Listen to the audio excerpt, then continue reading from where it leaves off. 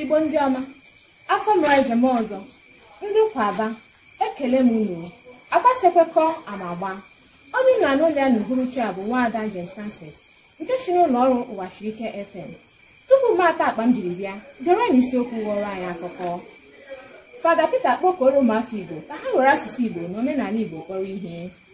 Aka na-achị steeti Imo ayọla ndị ha na-achị ka ha pụta n'igwe mee ntụliaka elu n'izu na-abịa abịa. Agụụ emeela ụmụ mmadụ ịwa n'ala anyị bụ Naịjirịa. Ngwa tụọ na-eti n'ala bụrụ ezi akụkọ anyị n'uju ya.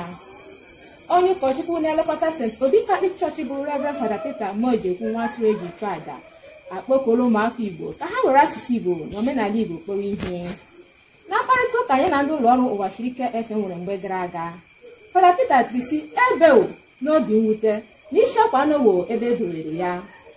Ka ọ dị ugbu a, nwa amadi atala ụka Jeze na ọ ga-eme ka asụsụ Igbo na omenala Igbo bụ ihe ejiri kpọrọ ihe. Ọ gakwara n'ihu itinye asọmpi iji mara nwa afọ Igbo amụsiri ike, nke bụ onye ọbụla nwetara mmeri ga-enwetakwa ihe nrite gbara ọkpụrụkpụ so ya.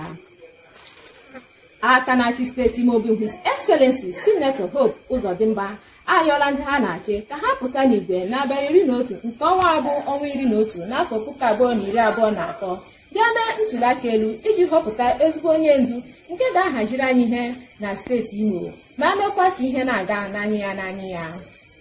Anyị nwa bụ ụmụafọ Igbo etiela si Chineke na ya ka biko mee ihe dị ọha mma n'ala Imo maka na ndị Imo atala ahụhụ. Agụ emeela ụmụ mmadụ ịwa n'ala anyị bụ Naịjirịa. Ụmụnna, akwụ na ahụ otu anyị ga-enyo anyị zụrụ azụrụ. Agụrụ ezila anyị nke tọrọ bịatị. Ụmụ mmadụ ejirila eze kpere ekwere. Nrụzi aga imelite agha ma chaa ha n'otu a. Ma ndị ji aka anyị họpụta, ma ndị ji aka ha họpụta onwe ha, ma ndị Alec na ụlọ ikpe mkpecha ọgwụ họpụtara anyị. Anyị niile nwe otu, enweghị nke dị mma ma nke Penny tọrọ afọ. Onye isi siteli ya ekwumemokwu ọjọọ na-enweghị onye o lere anya n'ihu. Chai Chineke nna, onye ka anyị mejọkwara anyị? Ka nna m akpịsaghị bịado, ka biko bịawanụ na mmiri ejula awa ọnụ. Ma ya dịwa, a bụrụ anyere nwata ji ọkụrụ n'ubi ga-enye ya mbazi o ji egwu ya.